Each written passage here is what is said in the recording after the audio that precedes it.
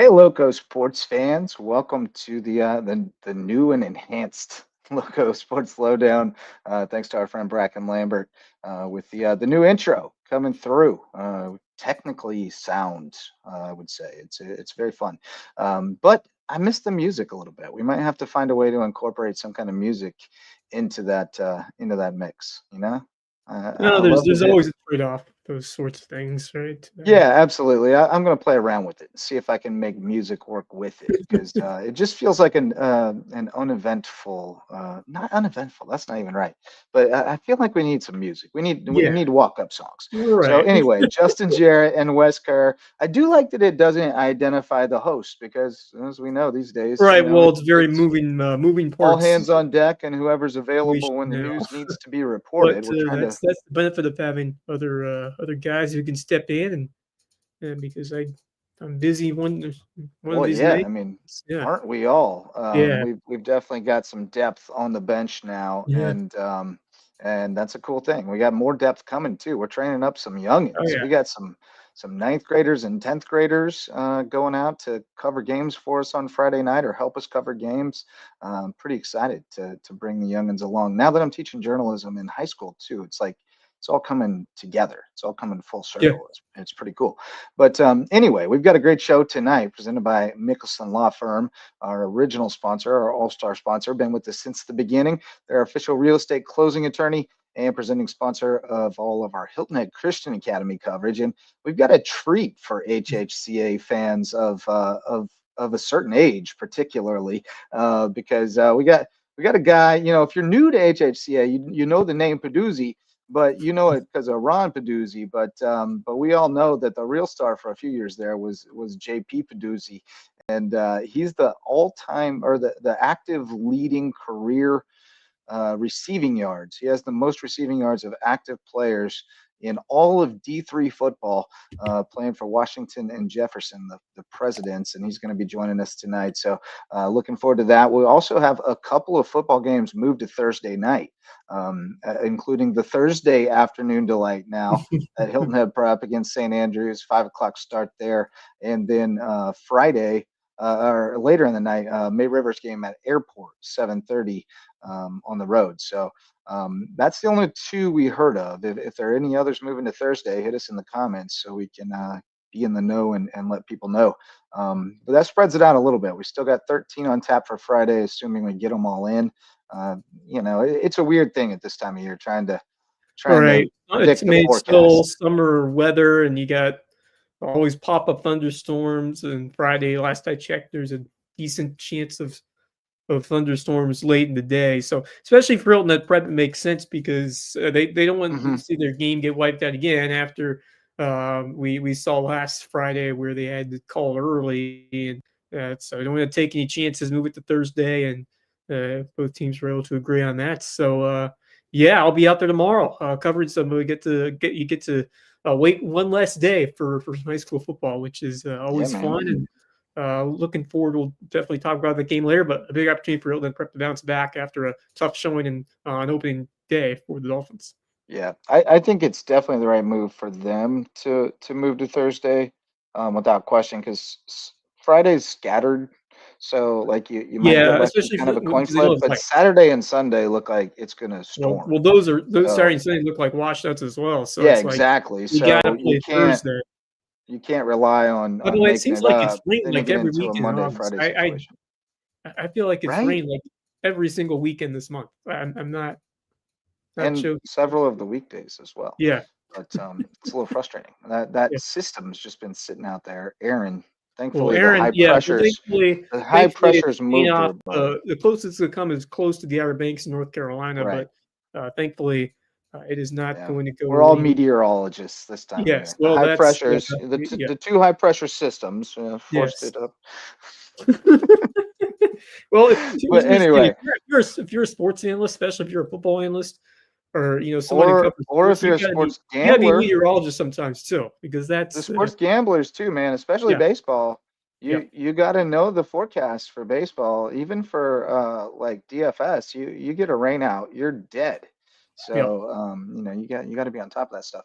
Right. But anyway, we've gotten a little far aflung there in the intro, but that gives you an idea of what we're working with tonight. And we now welcome our esteemed guests, very long time friend of the show, and going back before Lowco to when he was a little boy. JP Peduzzi, what's up, man? What's going I on, love that you guys? put JP on there because you know what my joke was on Facebook, but it said John Peduzzi on the graphic Yeah, for the yeah. top receivers in D3, and I said, well, we call him JP, but we knew he could ball. What's going on, man? Nothing much. Thank you guys for having me on. Oh, it's a pleasure. We don't think often enough to catch up with our old friends like you and get you on, but we watch you from afar. And when I saw that graphic the other day that you are by a pretty good margin, the top career guy in receiving yards among active players in D3, that just it struck me. It just really brought home, the the scale of the thing. I mean, we talk a lot about the fit is everything, and I'm sure there was a point in your high school career where you thought you were D1 or bust, and then you ended up at Lenore Ryan at the D2 level and wasn't a good fit. It didn't feel right, and you went to Washington and Jefferson, and you've thrived there, and you're getting a great education and a great institution. So I just think it's a really good encapsulation of a lot of what we talk about, that it's about getting the right situation for you. So tell us just a little bit about, the process that you went through and how happy you are with how it's turned out. Yeah, yeah. So yeah, like as you said, like everyone grows up and they want to go to a big D1 school, and things just didn't work out for me. I also had to deal with things like COVID and stuff, and COVID was hard on recruiting for the 2021 senior class in high school. Coming out of Yeah, high school, brutal. that was rough for a lot of people. A lot of people who should have been somewhere else, who where they are now, but things work out in a special way. And I ended up going to Lenore Ryan. They gave me a good opportunity, and I took it, and after a year there, they had me playing Sam linebacker, and it wasn't the position for me. I told them, I was like, hey, like I'd like to move the receiver. They were like, I think we like where you're at. I was behind a guy who he was a redshirt sophomore, and I was like, I'm gonna sit behind this dude. He turned out to be he's actually playing pro overseas right now. He's an awesome player, Percy King. He was a great dude, great player. But I was like, I got to move on. I got to do what's best for Yeah, me. you And just couldn't see the path to where you wanted to be. yeah, Yeah. exactly. And I found I entered the transfer portal. That's a big controversy these days and stuff. But I had a nice awesome coach at the time, Coach LeVar. He reached out to me, and he asked me to come up for a visit, and I went up there for a visit. I went to a couple other schools for a visit, and I ended up liking Washington and Jefferson the best mainly because Western PA, it's where Pittsburgh is. I'm a big The Pittsburgh homeland. fan. Yeah. Yeah, yeah, and I had all my family right next to me, right next to the school, and they could all come to my games whenever they please. They're about 40 minutes away, um, so I just that's where I found home, and it's worked out awesome for me. Yeah, it's been a terrific ride for you, and to cover you since your time at Hilton Christian Academy, year, senior year. Just what a career it's been for you now, culminating here with Washington and Lee at the college level. Just talk to me about the journey these last few years, and how this school has really felt like home for you as you've played out and succeeded big time these last few years of your college career.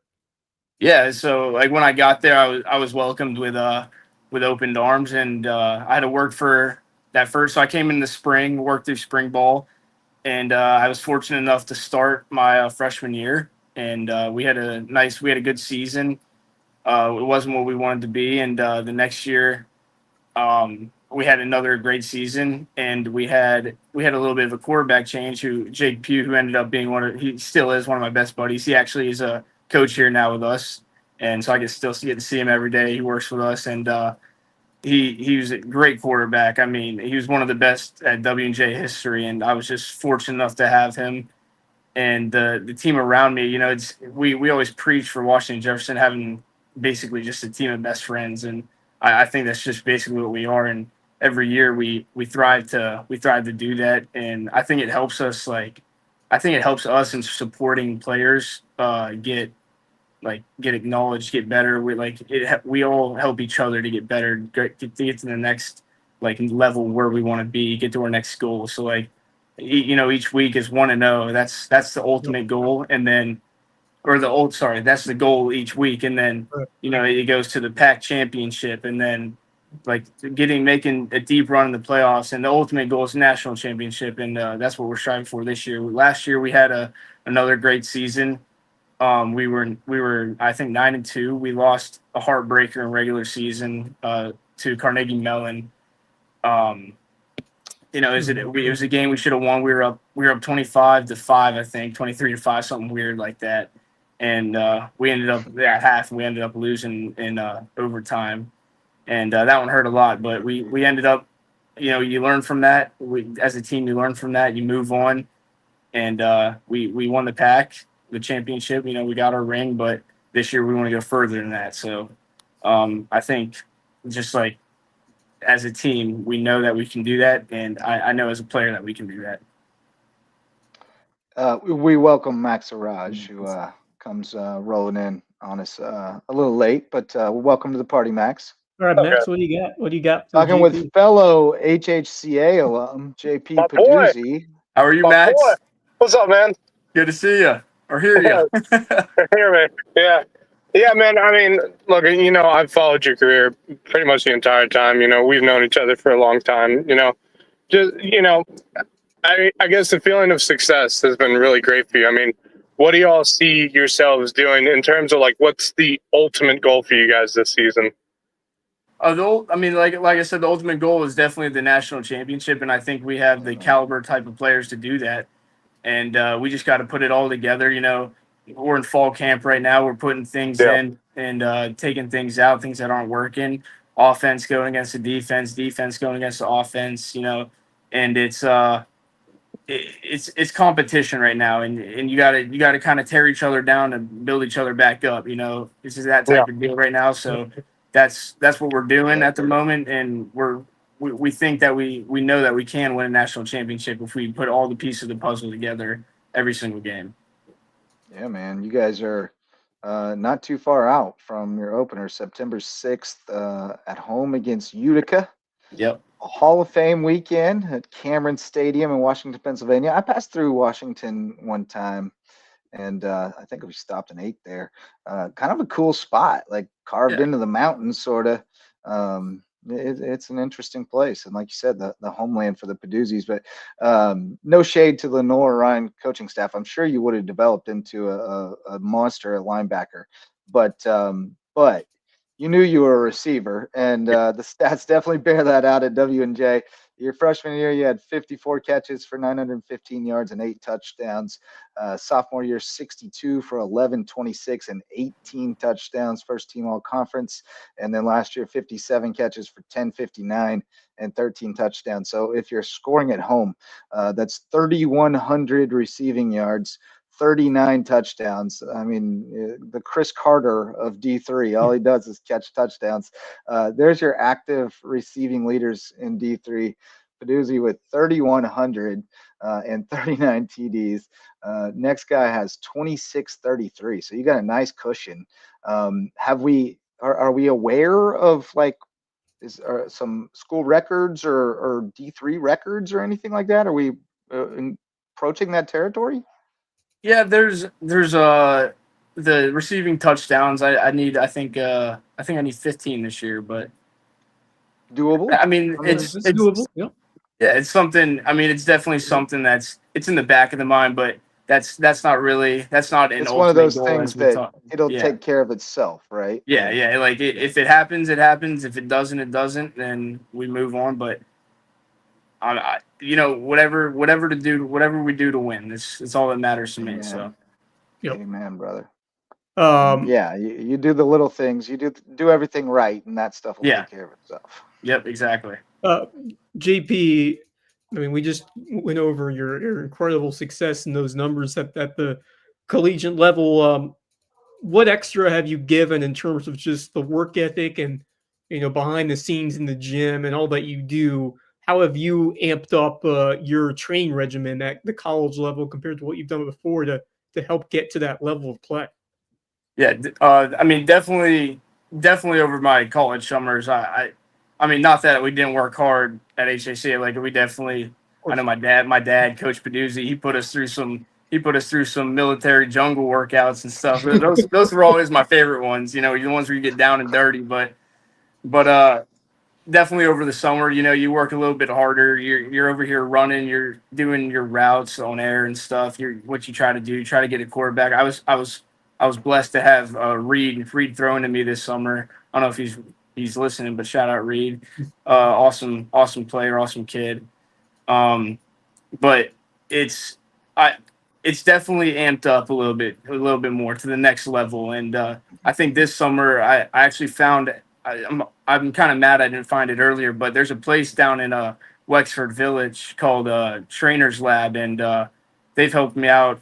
They helped me out for the last week and a half I was here, and their stuff is awesome. And I think it definitely got me in a good shape.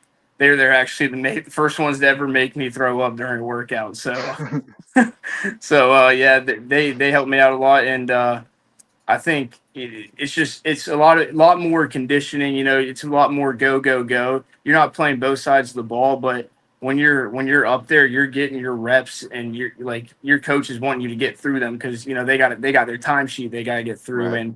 and they got these list of things to do on their sheet that they got for practice plan, and Yeah, you there got ain't to no get through fooling them all. around. Yeah, exactly. It's a strict schedule for sure. So You don't want to mess up coach's drill. yeah, exactly. You're gonna get an earful if you do. Yes, sir. What are your big rivalry matchups this year? What are the games that you got circled? Like, I know you're taking them one at a time, but there's a couple by your senior year that you're like, God, I can't wait to play these guys. So week 2, we got Hampton Sydney. The coach that recruited me to come here, yeah. he was at DC here, and he's now the head coach over there at Hampton Sydney. Okay. And we got some Lowco guys at Hampton Sydney, right? Yeah, Malik played there. Yep. Hayden And is he still on staff there? I think no, I don't think he is. I think think he I was just just saw something. He was a grad assistant last year, I think. But Yeah, I think I saw something. Turbo Townsend was there. Yes. Yeah. Somebody else, yeah. There was a couple dudes there. Like Hayden went there too, and then a couple dudes Yeah. from Charleston that I know. Yeah. Some people I still talk to, but Yeah, they've really tapped into the Skiza recruiting the last few years. Like Yeah. kind of starting with Hayden's class, they've gone pretty heavy after this area. Yeah, they have. They definitely have a lot of Lowco guys. Yeah, so that's a big rivalry. I love that. That'll be a good game, and then the week right after that, Grove City. That's number 2 in the pack. We beat them last year. They were ranked. They beat us 2 years ago at their place, and we're going to their place for a night game. That's a big game right there. You guys own the series though, 71-26. Yeah, we do. But they've stepped their game up a little bit. They got a great linebacker. He's a first team All-American. He's excellent, and we got to figure out how to stop him. We figured it out last year, but we got to do it again. And then the next game we got circled on there is Westminster. They're a young, good team. That's so homecoming at Cameron Stadium. Yes, it is. It's a good one. I love And this. then We're hyping up D3 football, baby. I love it. and then the last one probably be Case Western. They're always a tough team to play. They're a hard-nosed football team. So good in-state rivalry, right? Or no, they're Ohio, right? Yeah, they're in Ohio. Yeah. Yeah. So it's borderline rivalry. Yep. All right, I love it. And then we finish up Senior Day, November 15th. Is it Teal or Thiel? Teal, yeah. Teal. All right. So Senior Day on November 15th. So is it just hard to imagine that you're already talking about Senior Day? Uh-oh. Do we lose JP? JP might have got a phone call.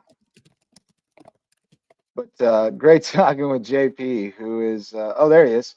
And now we've lost him. Well, while we're waiting on JP to rejoin us, and there he is. What's up, buddy? Lost you Sorry for a about second. that. Get a phone call? Yeah, I got a phone call. Let me actually put that. That's what I thought might have happened. No, I was just saying, can you believe that you're already talking about senior day? Oh, yeah, I know. It's I actually did my actual senior day last year. So I don't know if I'm participating this year, but yeah, it is crazy. It's my last year. Oh, did you get a year granted back like after the Yeah, fact? I got a Okay. 5th year from Lenore Ryan. Okay. Awesome. Yeah. Outstanding. I didn't realize that you were had played enough that year to, I thought maybe they had redshirted you, but I wasn't sure. But here's the follow-up question. Jake Parkey, what are your plans after W&J? Coaching maybe, or what's your plan for after college?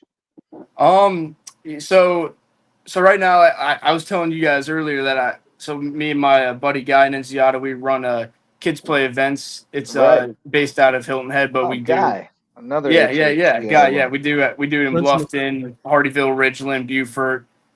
So we're running that, and then I would definitely love to get into coaching. Go with my dad. See what he's got going on. But if not, we got some other life plans. We got a couple branches we can go down. But I'm also ultimately, people always, it's their dream. So I'm gonna try. It's also my dream. I'm gonna try to play in the NFL, CFL, see if I can make a roster, see if I can get somewhere. In my heart, I believe I can if I work hard enough. But we're gonna see if that happens, and if that doesn't, then we take the other life plans we got. Yeah, man. I mean, you take How many times you does it go where happen it takes you. you see that that guy, come out of nowhere, or at least come out of somewhere where you wouldn't expect them to, and excel in the league? I mean, how many receivers have gone that direction? Happens every succeeded? year. Yeah, It does. It happens. I mean, the Patriots just found another dude. They found another dude that's like Edelman and Amendola and all Hogan, all those Yeah. guys. You might as well just go ahead and start sending them your Right. film now. Yeah. Your resume over. They always find those diamond in the roughs. No, man, But it sounds like JP, you've got it figured out. Go ahead. JP, I mean, just reminiscing over the memories that we've all been part of them, because Max, you're a HHCA alum. You've lived those state titles. You're looking back in the many years. Just talk about how special this program meant to you, and you still follow what's been going on with, of course, your dad's head coach. So I'd assumed you are Yeah. following some of those guys who were playing for the Eagles. Yeah, man. HHCA, it was awesome. I didn't get to go there until 7th grade, but probably one of the best things that ever happened to me. The people there, the connections there. I still talk to so many people there. It's unbelievable, and people who work there and have left. I have connections with all of them. My buddies that were in my grade, even that weren't in my grade. I hang out with them. I talk to them as well. But it's this. I think the sports in general, like playing sports there, was a huge part in kind of who I am today. Just it helped build the type of character you have. I think if you ask most athletes that are there, they'd probably say the same thing. But it was a great time in my life, and I'm so blessed to have gone to school there and have done what we did there. Yeah, man. Yeah, I mean, I honestly, I remember when I first heard that, your dad was coming over to coach, I knew immediately you guys were going to follow him. And I was so happy when you guys came over to school, because we had known each other for so many years, but had never been at school together. And it was so much fun just getting ourselves into trouble and stuff like that while at school or even outside of school and stuff. But being that you still follow some of Hilton and Christian County, what do you think about the team this season? What do you think? Where do you think they can go with it? I think they're an awesome team. They got some speed. We never have had, but we've never had a huge line. But I think the line that they have right now is they're tough group of guys. And if you can get that figured out, then they're gonna do some nasty work to teams. But Reed back there at quarterback, got some great receivers with Hop, Richardson, some other of those guys. But they're a good team, and they first week always happens. Our freshman sophomore year, we lost our first two. I think even junior year we might have. Yeah, junior we lost to Thomas Hayward, I believe, first week. But it's very easy to bounce back and make a deep run. and I think they have the talent to win the state championship. So, yeah, that's why you go out and play teams like Porter Dowd early in the season. You've had those experiences as well. You still keep in touch with Hayden Shin? Hung in there. Yeah. I keep in contact with Hayden for sure. We text almost. He was actually texting me on Saturday about the HHCA game. Is he? I know he was playing club football at USC though at one point. Is he still doing that? No, he graduated. He's going to he working a job up in the Northeast somewhere. I forget what state it is. I want to say like Maine, Vermont, Connecticut, one of those states. New Sorry, England. if I got it wrong. New England. New England. Yeah. Yeah, he's up in New England somewhere. He's a Pats fan, so he gets to be close to them. Yeah, man. I know he played some club ball at Carolina, which I think is also a great path for kids to consider. I mean, you get the big school experience, but you still get to play ball, and there's like no pressure. It's just playing ball for fun, you know.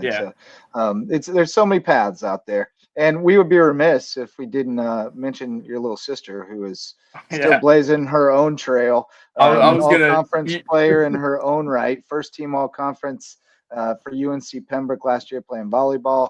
I was just looking up her stats. In 128 sets, that was all of them, by the way. Didn't miss any. The best ability is availability. She had a team high 411 points and a team best 367 kills. I was gonna say you called the wrong Peduzzi the star. She's the actual star. I mean, 385 digs. Yeah, she's nuts. She's a beast. She's a beast. She works so hard too. Yeah, man. I was just going to say, I mean, how much of a UNC Pembroke volleyball fan are you? I bet you go crazy every time you get to see her play.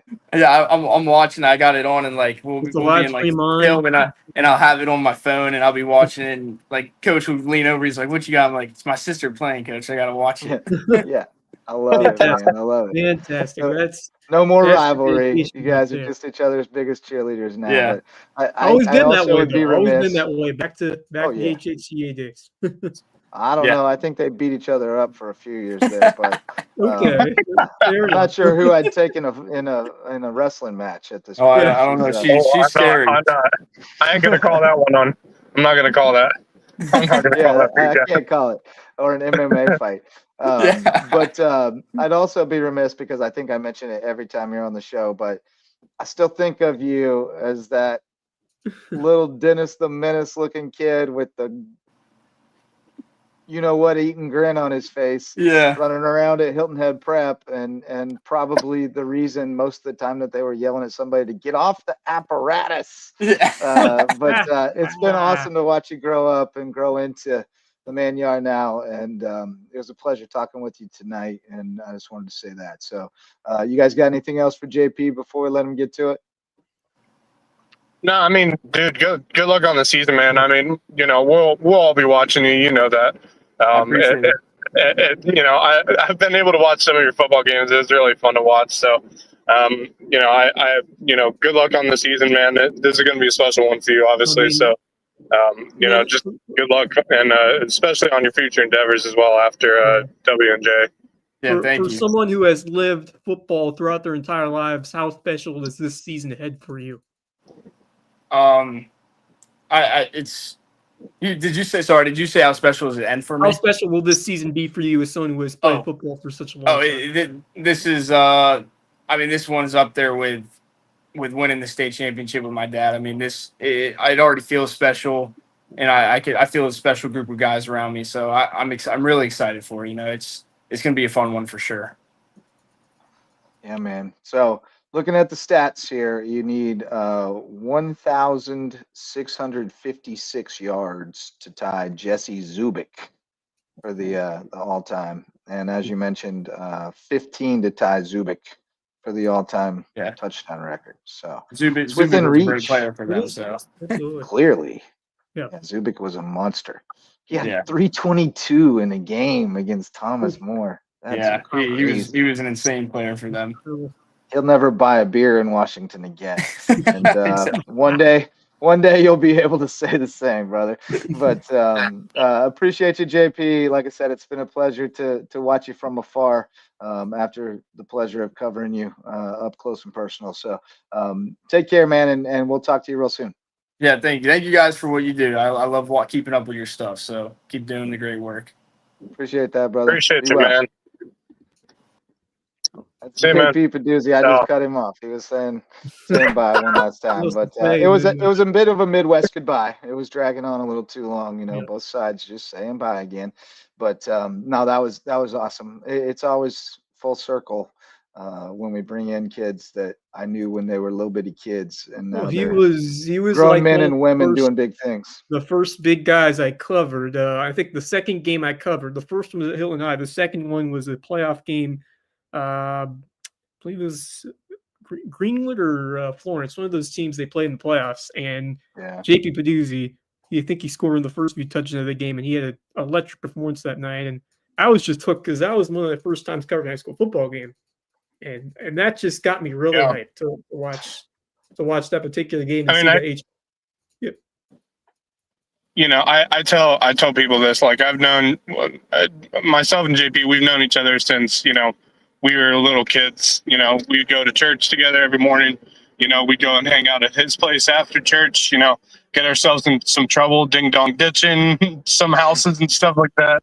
And just, you know, we just had fun. And, you know, I consider him a really statute of limitations has passed. But I mean, you know, I've gotten to become a really good friend with him for so many years now. And he's just such a great young man. And, you know, when I really say, like, good luck on the season and, you know, your future endeavors, like, I really mean it, because, you know, that kid is one of my greatest friends that I've had for so long. And, you know, I always want the best for him, and, you know, he's done so well. And, you know, I'm always happy to see him whenever we meet up at HHCA football games or stuff like that. He's just a special kind of dude. I just love what his story represents, as far as, like, just understanding and seeing your path to where, you know, understanding what it is you want, and then following the path that leads there. You know, because he had an opportunity at Lenore Ryan, and a lot of people in this day and age would say, you know, you got to listen to those coaches. You committed to them, they committed to you. You got to stay there for 4 years, and if they say you're a linebacker, you're a linebacker. And look, JP knew that it wasn't right for him. No. And so he went somewhere else. And again, no shade to them. They saw what they saw. Right. It's okay. And but I mean, it like, just if you didn't fit. And he went and did what he wanted to do, and he's done it exceptionally well, and he's got a chance to keep doing it. So I mean, you know, I could tell, like, even when he was playing in high school, I could tell he wanted to be a wide receiver. Like, that was his true passion. Like, you could tell. Even when he had to play quarterback, he really wanted to be a wide receiver. Yeah, he wanted to be a wide receiver. Honestly, yeah. I mean, that is what He's it is. Smiling in the green room, by the way, as he walks through the darkness when I said that. So I think he agrees. Yep. You know, that is who he is. I mean, like, you know, I could tell when I was watching him play football, like, that is, like, the position he wants to play, and for future. I think he kind of like hitting people in defense a little bit too, though. I felt like he was going to stay at that position. You know, sometimes you shift at the college level, but I just felt like he knew that he had a chance to succeed playing at wide receiver, and I felt like he had that mojo at the high school level, that he was just going to work harder than the next guy, and then you see right where he is now, and he's on that trajectory of maybe being that blue chip kind of guy that gets on that NFL radar, because he's that type of guy. He really is. He is. Yeah. He's that kind of guy that'll go grind and grind and grind until he's one of those people that could, like, really fool you. Like, if playing big time football, he could be someone that could really fool someone. Well, you know, he mentioned the CFL. He's the kind of guy who understands what it was. I don't know if he fits the profile, you know. Go where the opportunity is. But the Canadian Football League is a great opportunity. Yeah, I mean, it's not just the NFL or bust anymore. There are other routes, but I think he's got an opportunity, and you cannot count him out by the way that he just grinds and grinds, as you said. And by the way, he was a really good baseball player too when he was little. He was a fantastic He could have been a phenomenal baseball player. He was. But, I mean, he was also a fantastic soccer player too when he was playing in high school. Dude, he was a he really was good soccer fantastic. player. You know, I remember because Obviously, I got the opportunity to play with him in baseball, and I just he's just a all-round fantastic Yeah. athlete. Man. That's Well, I just mean, what it is. Yeah, Is he like Abby, if too. you Abby's make the a craziest Max? guy. This is probably a long-winded question, but if you could make a Mount Rushmore for Illinois Christian Academy athletes, Oh, I think you could make a case for Peduzzi to be on that. I mean, you definitely could make a case. I mean, there's a lot of. He would be. I mean, honestly, there's a lot of both he players and to choose Abby from. would be. Yeah. I think Abby could Abby be there would too. up there. Abby would I think Abby both would he and definitely Abby be would up there. have to be. Like if you want to talk about the greatest like athletic family, you got to put that family up there. Well, clearly. Clearly. The funny thing is, if we're talking, goes way back. So Can I go way back here? I think we should put Jim Carlin on the Hilton Head Christian Academy. I can think of another player. You know who Jim Carlin is? No, you know who Yeah. Jim Carlin is? I'm going to educate the youth here. Jim Carlin was the first football coach at Hilton Head Christian Academy. Jim Carlin, before that, was the head football coach at Texas Tech in South Carolina. And he retired at Hilton Head, and he started that program. And then he handed it off to Tommy Lewis, and that thing took off. Those years when Tommy was at HHCA. I remember those 2000s. And Peduzzi was at Hilton Head Prep. Man, oh God, what a rivalry that was, man! Game. God, couldn't miss that it. Game. Especially when the best is when they would either play each other for a state championship or play each other in the playoffs. Yep, those were always great. At the Hilton Head Stadium, 05, 06, somewhere around then. Yeah, the game they played. The game I think it was 06 or 07. Okay. Yeah, the game they played at Hilton Head High when it was Michael Herman against. Yes. Who was it? Was it Gabe Gilmore? I think it was still the Gabe Gilmore era, not. I don't think it was Sergo yet. I think that was Herman against Gilmore. Okay. But man, you had a series of quarterbacks at both places with Luke Sergo.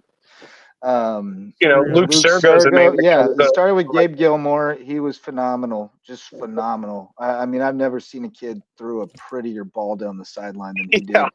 And they had a kid named Brendan Short, who was an incredible soccer player. And when he first came out, he could not catch a football to save his life. I mean, skillet hands. But by the end of the year, he could run under that thing and catch it every time. And Gabe would just float it down the sideline, and he'd run under it. And it was a thing. There's so many players. Like, if you're talking just football in terms of Mount Rushmore for HHCA football, there's so many you can choose. There's one that comes to mind for me is Tyler Chisholm.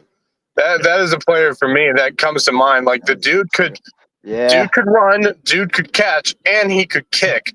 I remember watching Tyler kick a 60-yard field goal with ease. Like, he could kick the ball, he could run the football, and could catch the football, and he was good in all of those. Like, there's so many players you could think of. Jesse Powell for prep with the pick in that state championship game. I mean, you could also think of. You want to talk quarterbacks? I know he wasn't there. I know he didn't graduate there, but Caleb Lewis is on that list as well. Yeah, 100%. And I can't believe we haven't mentioned him yet, but he played quarterback for both teams at some point or another. Matt Lehman, now on the coaching staff at UMass. He was one of the best multi-sport athletes that came through. I remember. I think it was the 2010, 2011 teams with the offensive line that they had at that point with Cole Malfris and Weaver. Weaver. Oh God, they had some nasty boys on that offensive line. Big dudes Malfris and team. Weaver were just dirty. They were dirty. They were some mean players, man. Oh man, and Weaver on the defensive line was filthy. Weaver, I mean, do you see how successful Weaver was at the Citadel too, man? Yeah. That's because Weaver's calves were about the size of my waist. Yeah. Just massive. He's just a big dude. He's just a big dude. Absolutely. Oh my goodness. All right. Well, enough remembering some dudes though. We got to shout out some sponsors. We got Hudson's Seafood House on the docks. Great place for seafood, sunsets, and cocktails on Hilton Head Island. And presenting sponsor of Under the Bus, we'll be coming back first week in September on Tuesday, and it'll be Tuesday nights through the fall, so we can get the whole NFL week into the show because these guys, they're absorbing everything about the NFL. We got Curry Kirkpatrick, Bob Stevens, and Rich Basirico on Under the Bus on the Loco Media Network. I'm sure presented by they'll Hudson's be Seafood House on the docks. talking all about their fantasy teams as well. Well, only Rich, and Curry will poo-poo that immediately. Okay, well, Curry's the anti-fantasy football guy. Curry does not want to hear about your fantasy team. He does not care about it, and he will razz you about it. But it's good stuff. You got to check it out. They'll be rested up and ready to go when they come back in September. Our newest sponsor, courtesy of our friend Jeff Ridley, Twinge and Twombly Personal Injury Attorneys. They're in Beaufort, and if you need a personal injury attorney, they've got a rare name, but they provide remarkable service at Twinge and Twombly. And then also our friend Coach Barron from Hilton Head Prep, out of the coaching business into the business of windows and doors, HHCA windows and doors, improving your view of the Lowco. If you'd like to join our roster of sponsors, get in touch, info@LowcoSports.com, or you can text or call me. I don't get service in the building, though. Sure, I'll throw it out. 843-540-9394. Text me or leave me a message because I don't answer strange numbers.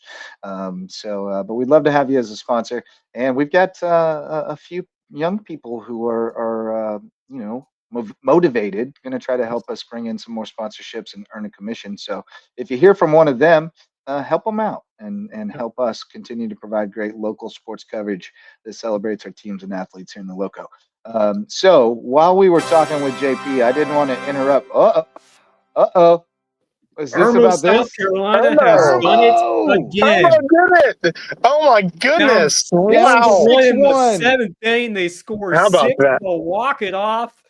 Hey, they weren't going to screw up the extra innings this time around, man. They did it right this time. Wow. How about that? Oh my goodness! But that's huge.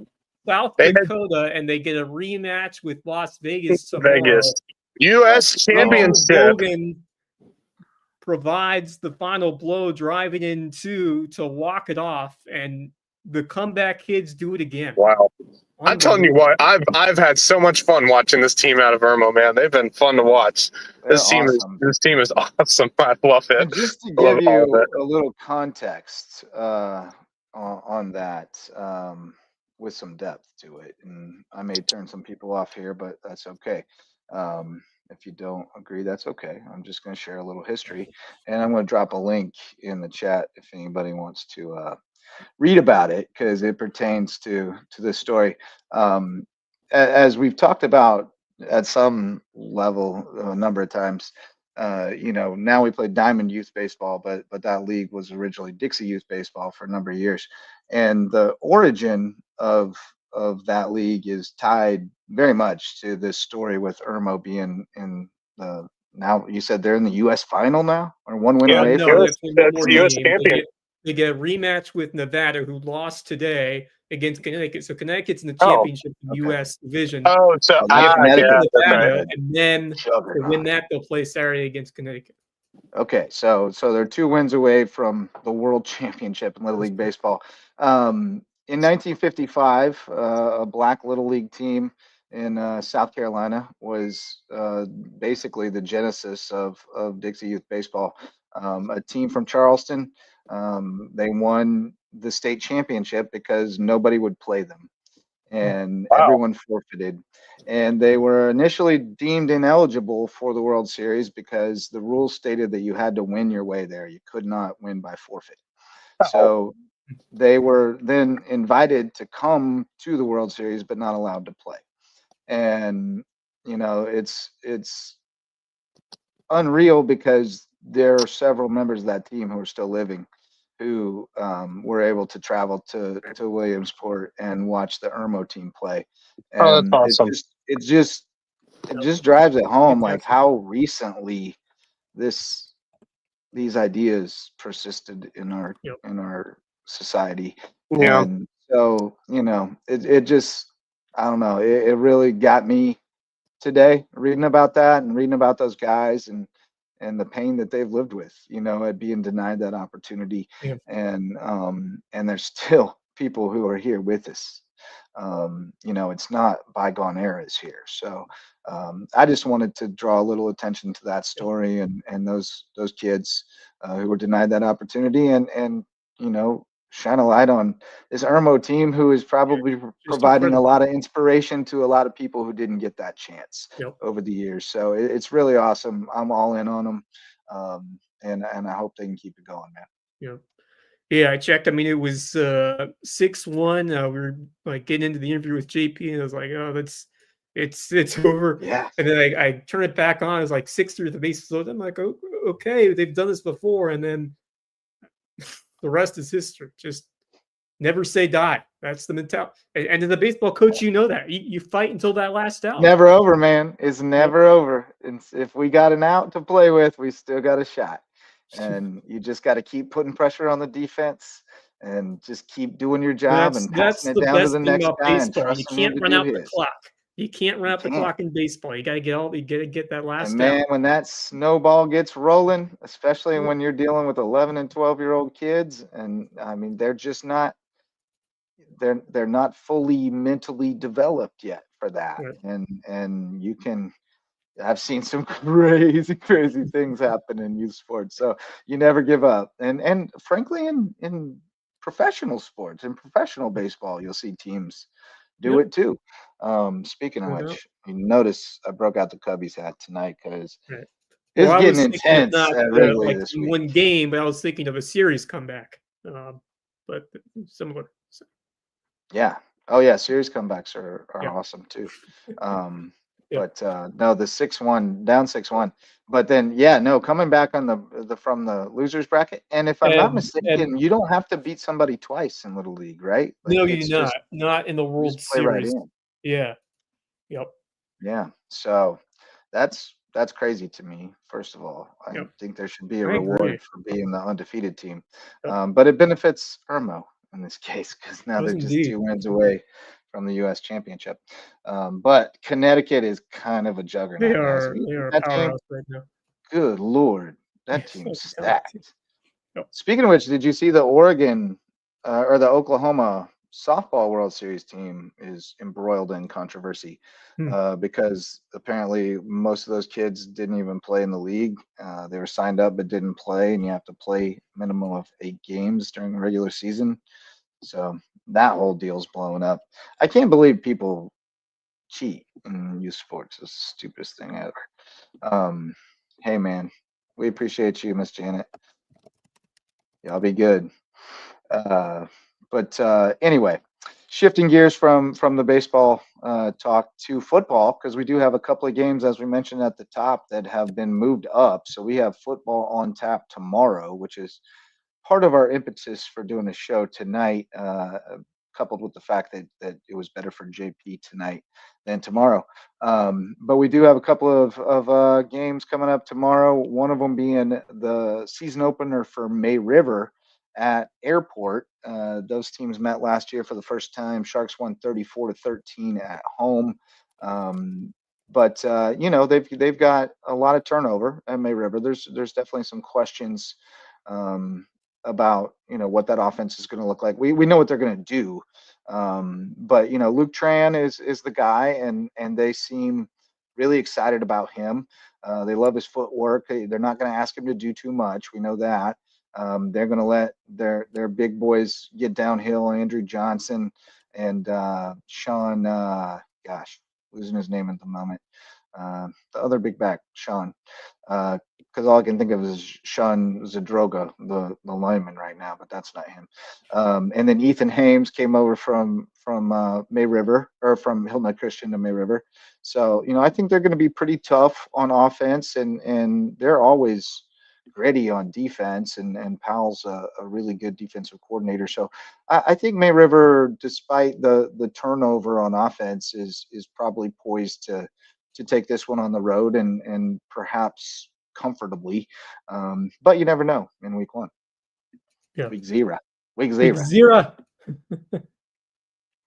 Sean Mitchell. That's it. God, it was on the tip of my tongue, but couldn't come up with it. So yeah, what do you guys think about May River Airport? Maybe just see what Maver looks like because they did lose a decent amount of those top guys from last year. Uh, They lost I Big still Bo think, Gwynn on the offensive line, and that's a yeah, big hole to fill. yeah, that's a pretty big hole for that Sharks team to overcome. But I like what Coach Bonneville has done. He's been cultivating a lot of depth throughout the last few years. They beat the Airport handily last year, but I expect this one to be a bit closer on the road. But I think May River, with what we've seen from last year, some of those guys, especially those younger upperclassmen who really were able to improve as that year went along, and you start to see that growth, just the accountability throughout that program. Um, Now, their look up front could be a question mark, but they have guys who are ready to fill those holes and who are ready to step up. And I like the approach that this team has in situations like this going into the year. I just think that program's run really well. I assume that Andrew Johnson is back, Yeah, who's I'm sure he's he going to and do a lot. Sean Mitchell both, Yeah, and so they got those a are the lot guys back in the back. it's going to run through, and I expect Johnson to have another strong year. I mean, you lose a bunch of guys like Nodelman, Haskins, Duncan. Yeah, Um, so there's going to be a lot of replacing to do in terms of the offensive skill guys, but the way they run their offense, if they're able to block and get some lanes for those runners, they're going to be in good shape. And I expect them to be ready to go. And I think this should be a fun one. I think this should be a close one, but I will go with a close win for the Sharks on the road at the airport to open the season. yeah. Sometimes it can be tough, especially going on the road when you get a short notice because this game is supposed to be on Friday, and now I mean, these kids will be ready. I don't think it's a problem, but they'll be set to go. They're pumped up. It's nothing beats the adrenaline on opening night. There's nothing like Right. Short week's easier this week than it would be any other right. week of the season because you've True. been prepping for the same team I for just think quite you're some ready at time this now. point to get going. Yeah, After yeah, a and long you've been season, prepping for the same team for ready long to enough now. hit It's not someone even like a for short real and week. get on the field. Yeah.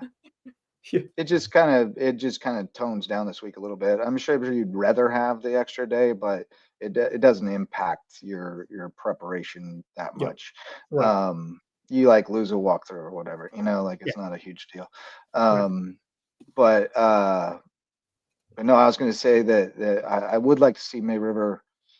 They hinted at it at media day, but we got to see them throw it a little bit because now that people have seen that slot T for a year and have film on it, they're going to be able to adjust to it a little bit better. Now they still don't. There's a lot of smoke and mirrors in there, and the way they go so fast that their linemen don't have to really push guys off the line that much. They just got to kind of get low and stand them up and just create a little space. And those guys hit the hole hard. Those guys Johnson and Mitchell.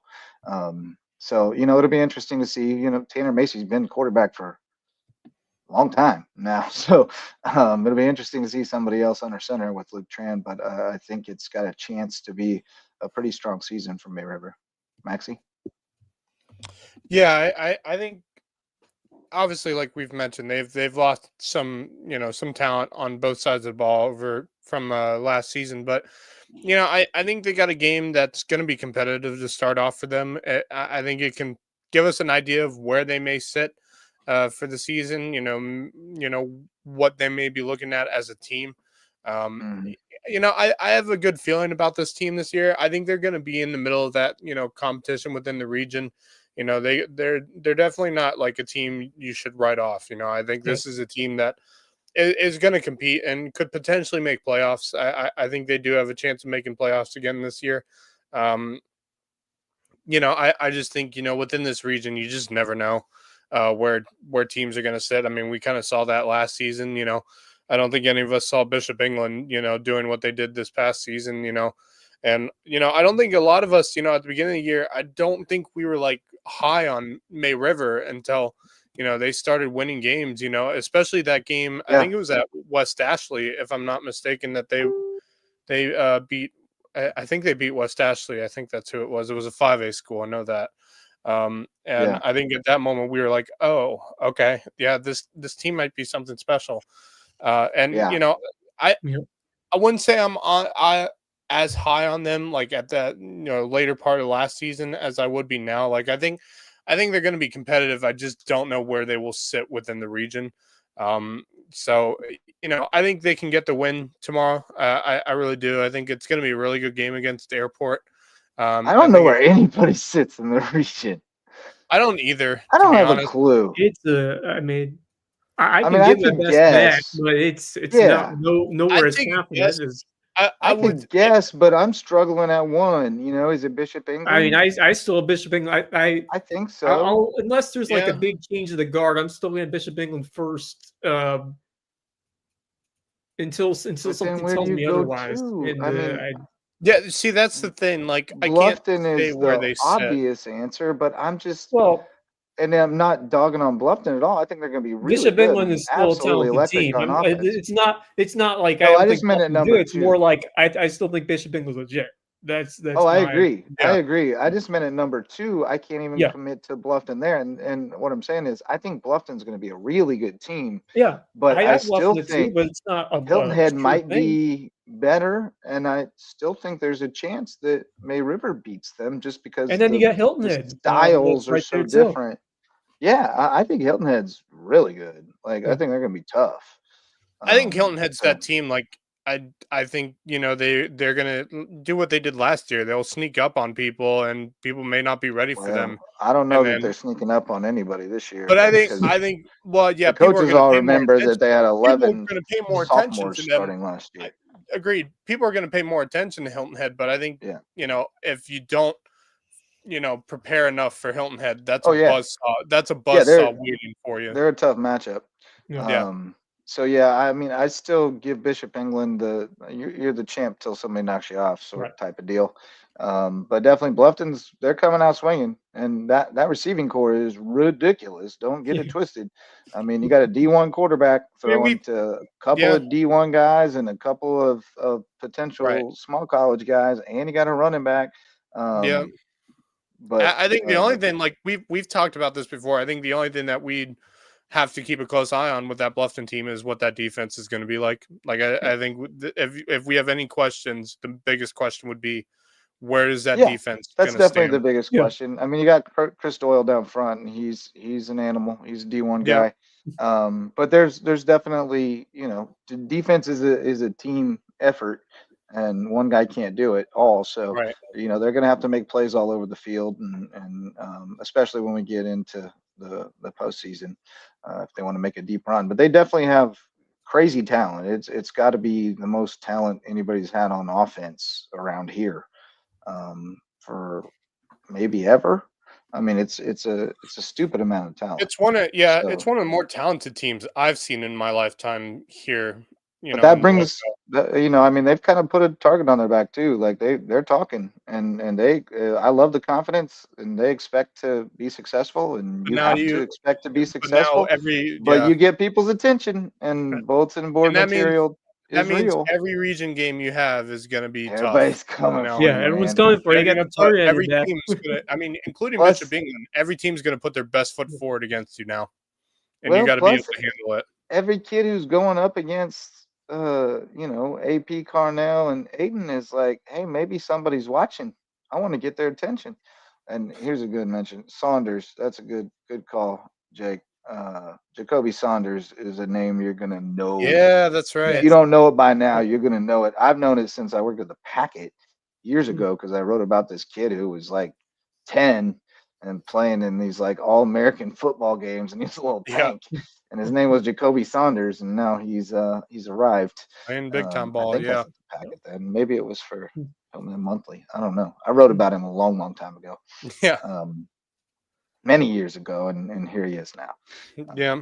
So Lucas, they're going to be Lucas tough. Gates They're going to be yeah, tough. I mean, yeah, that defense, I mean, they're going to be steady. It's just how steady are they going to be, I think is, the question. But yeah, those names are definitely going to help on the defensive side. We'll talk Bobcats a little bit tomorrow night, a little bit more tomorrow night when we preview the rest of the games. The Friday slate, they'll be at Whale Branch, and our buddy Ray Alonso going to be on the case for us. Yes. Going to cover the game for us. So love to see that.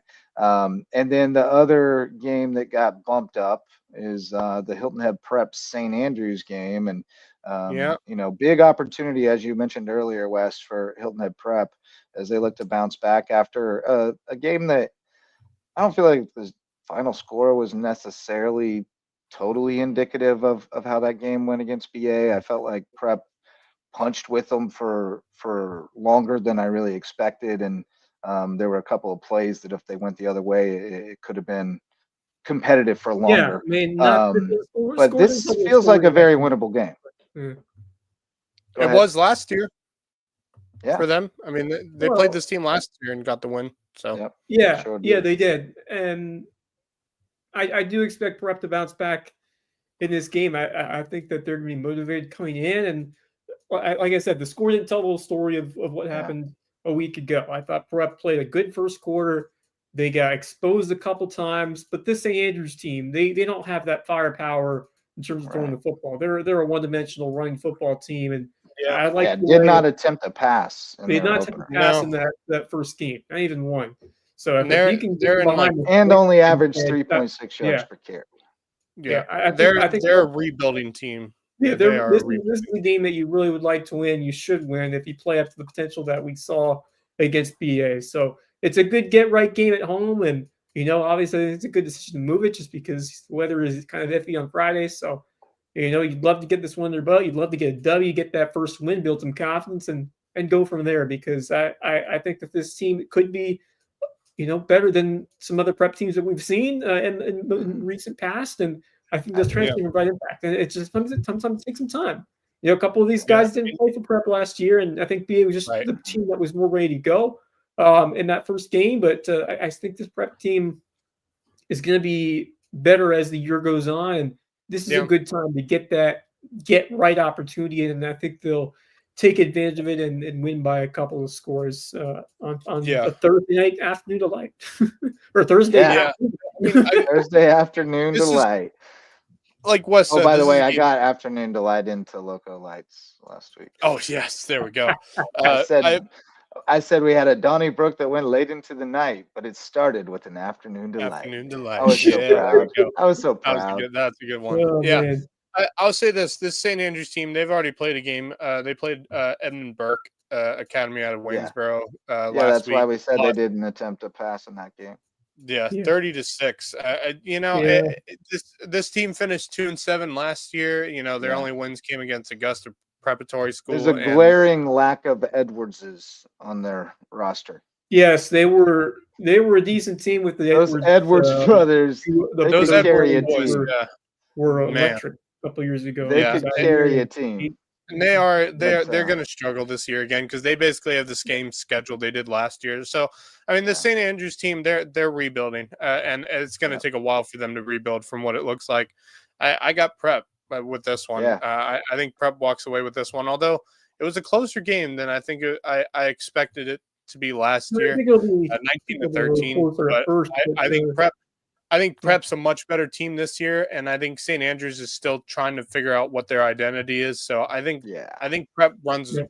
Well, and you got to remember that was Prep's first win in forever. Like years, that was huge, getting over the hump and finishing one off. This season, if not two. So I think they're over the hump now, and I think this Prep team is way better than St. Andrews, and I think they mentality-wise, they're in a completely different place this year than they were a year ago. I think they run away with it, especially if they have that. Has more of a coaching staff, that he's pulled together around him, that are his guys and bought into his philosophies, and their offensive line is big. I mean, Richke and Paulie Smith are big old dudes, and there's some other ones. Right. I think they might actually kind of steamroll St. Andrews. I think they run away. If they get a lead and take control of the ball and keep control of the ball, I mean, they have a good ground game. I like the way Cargill runs the football, and if he can get some openings,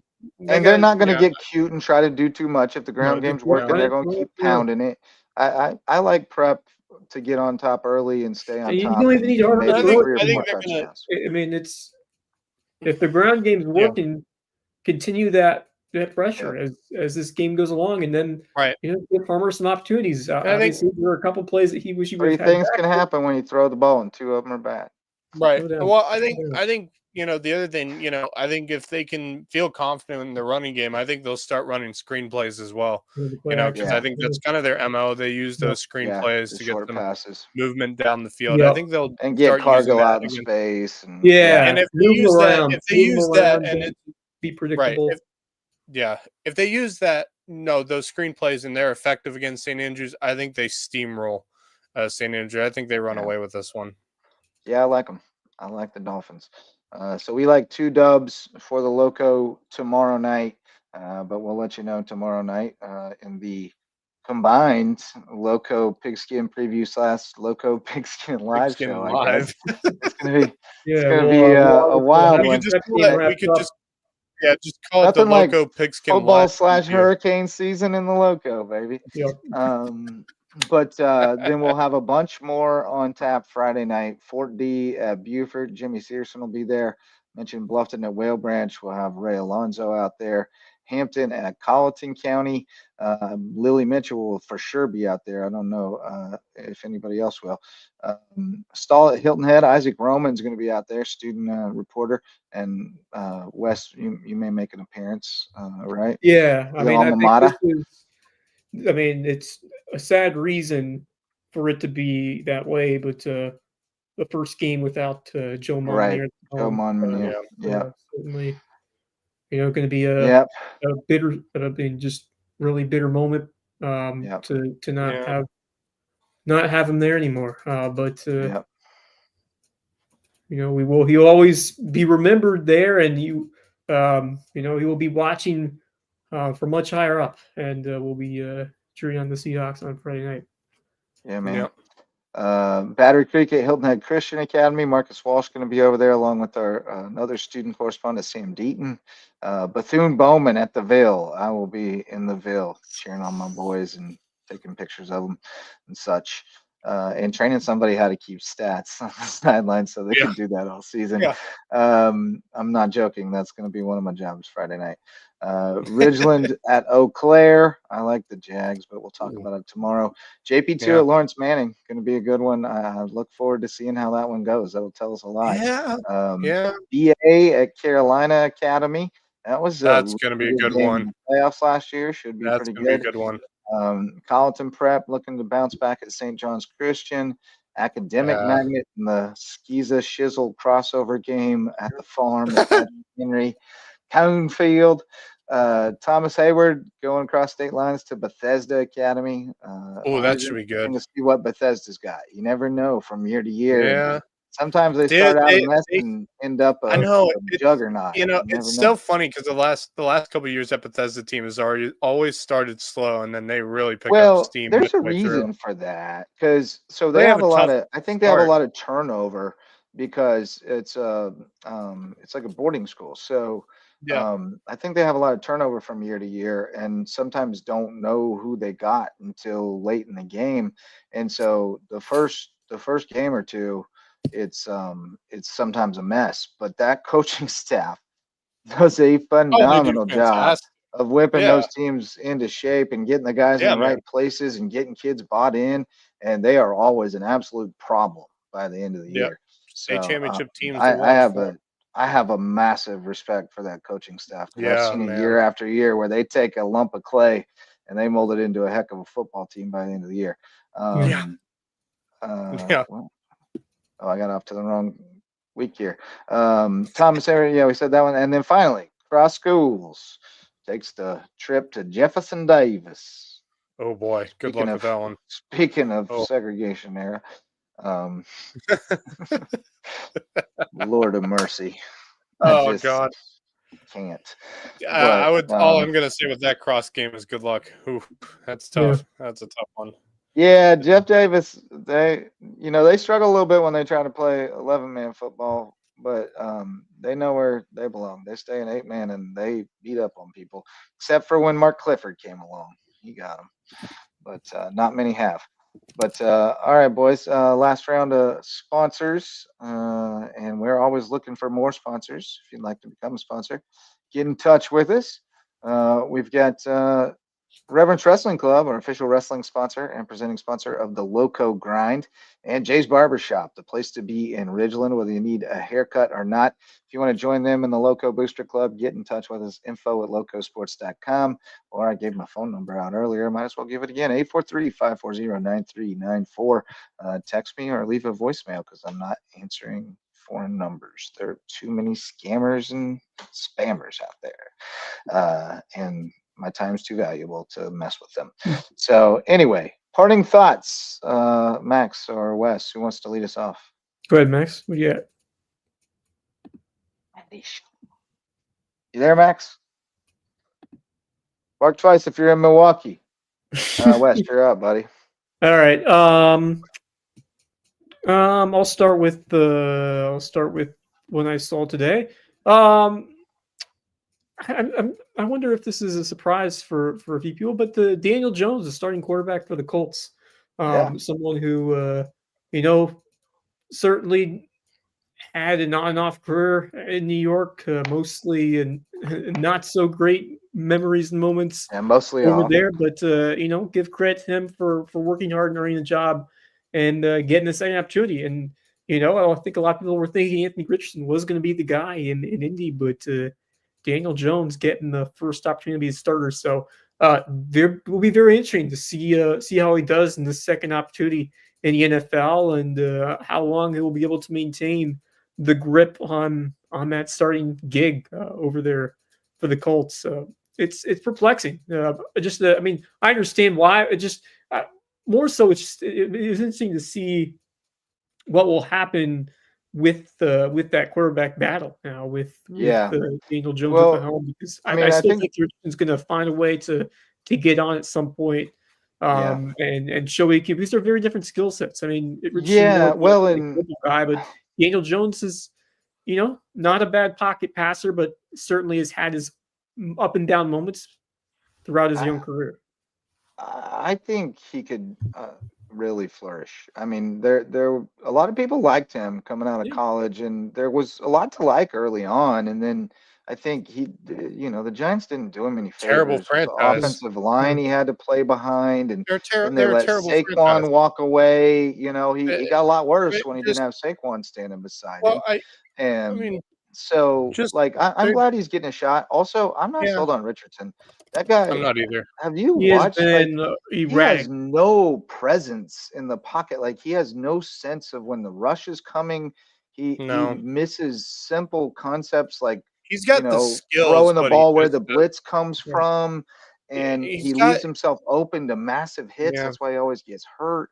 And so I think he's better served at this stage to be like you got a package for him and you run some wildcat with him and you can do some goal line stuff with him, but I'm not sure he's an every down quarterback in the NFL.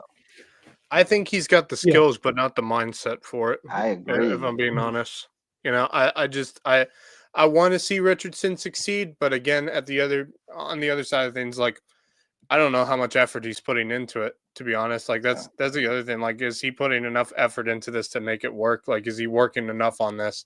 Yeah, I don't know that I would say effort as much as I don't know if he takes it seriously enough. How hard it is to know all the things. Yeah, it's a better way of putting it. He seems very casual, and that's why I say it. So I'm just not sure he understands like how much it takes to be an NFL quarterback. Because like I said, like you watch him, just like the blitz comes and he panics, and the man is right there. I mean, you just float it where that's like football 101 is you throw the ball where the blitz came from.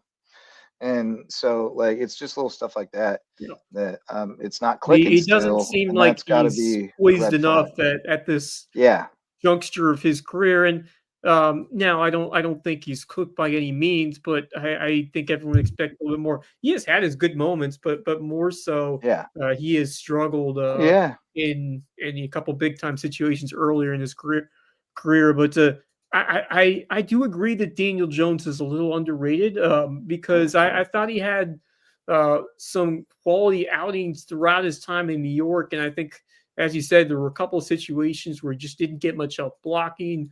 I loved watching him at Duke, and actually was friends with his brother who played basketball at Davidson. His name is Bates Jones. So I was friends World with Wide him. West. Yeah, Strikes I again. got yeah. So, I've always enjoyed seeing Daniel Jones and his continued just dedication to playing quarterback at the highest level, and I think he just the situation is tough sometimes when you're playing through a big market in New York with the hand that he was dealt. Man, I would love to see him succeed. But at the same time, Anthony Richardson, I feel like he's going to get another shot at some opportunity. Much as I'd love to see Daniel Jones succeed, uh, I kind of think there's going to be some point in the season where they will go back to Anthony Richardson at worst to come in as a different skill I set wouldn't be guy on a surprised at different all. I situation. wouldn't be surprised at all. I mean, But I they also don't wouldn't want to be give up on him. surprised. Yeah, but I also wouldn't be surprised if they put the right system with Daniel Jones in to where he can succeed, because we have seen him succeed before as a quarterback. He had a really good season with the Giants at one point. Yeah, and it but was he's a really, bound really good to miss a game due to injury or something. Yeah, and, but and even so, open the like door a crack. I think if you put the right system under Daniel Jones, he can succeed and be a Oh, really for sure. solid quarterback to have. But For if you don't, sure. put I'm the, just if you saying. don't put the right system there, because he's just very specific kind of quarterback. Let me put it so- this way: if the over/under on Anthony Richardson starts was 0.5, you're betting the over. Oh, no doubt. No, yeah, If it's- 100%. If it's Yeah, 3.5, you're probably betting the over. Betting So, over. like, Yeah. the What are odds the that odds that Richardson quarterback like doesn't him get stay back healthy in there for at a some point 17 this game season It just- are things slim to happen. none. I think it's ridiculous. That's Guys all. get banged up. Yeah. Yeah. It's Yeah, just- it's a brutal sport, man. And they play more games now. So Yeah. I think he'll definitely get another shot, and he's got the raw ability that somebody's going to try to fix him. Agreed. It's like Yep. beautiful woman or a handsome man. Somebody will try to fix him. Moving it back to the Lowco. Yeah. One more party thought. We got some fun volleyball tomorrow as well. May River and Bluffton and Hilton that's Christian having a three-way And Hilton Christian. match. Yeah. That's a good, Yeah, solid. that'll be that's a good exciting grouping. to That see should who be comes out on top over there, because all those, you mentioned how good Hilton Christian County was to start. Now they get tested against two perennial solid programs in the Lowco and May River and Bluffton. So that'll be exciting. Yeah. Yeah. Yeah. it No, would be. I'm looking forward to that one. That should be good. Yeah. I got a couple parting thoughts. One local. I saw that West Virginia University is naming their all-decade team for West Virginia golf, and a familiar name on the list, Max Yep, Green, sucker. another Yes. HHCA alum, who helped WVU make the 2024 NCAA National Championship for the first time in history. He won 2 events in his career, ECU Intercollegiate and the Red Bandana Invite, and had the second lowest average in school history, 70.92 in 23-24. Was an all Midwest region team member. Great career for a great Lowco golfer, Max Green. So cool honor there. Yeah, very cool honor. Did you go to school with him? I did. Yeah, he was school younger fairway. than us. He was in my, I think it was in my brother's graduating class. Yeah, so he graduated about 2 years after we did. Okay. And yeah, him and Daniel Also was cousin to best friend of the program, BFF of the program, Claire. Yes, that's right. And also cousin to Daniel Azalea. Daniel was alien. As we Virginia learned when Tech we had Claire golfer. Bear Yeah, on runs in the most family apparently. recently time. Yeah, wish I had some of those genes. But and then in perhaps the most important news of the night, I do have a PSA. If anybody been getting them scrimps, if you've been getting them scrimps from Walmart, they might be contaminated with radioactive material.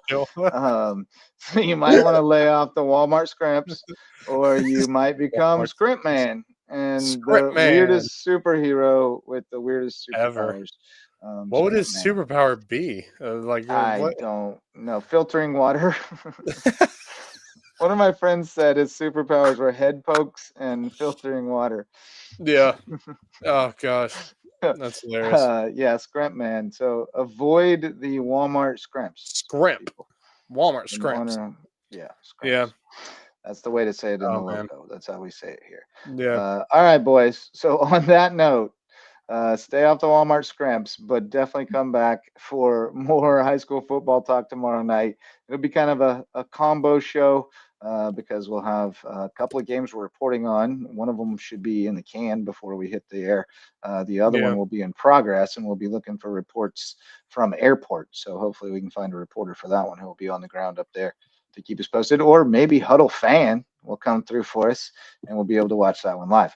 Maybe even pull in the stream and watch it live while we talk about all the games coming up on Friday night. So it's going to be a lot of fun. And Kevin Libby adds that we already have radioactive bees. So, natural conclusion, radioactive scrimps, which some people think scrimps is bugs. This timeline is absurd.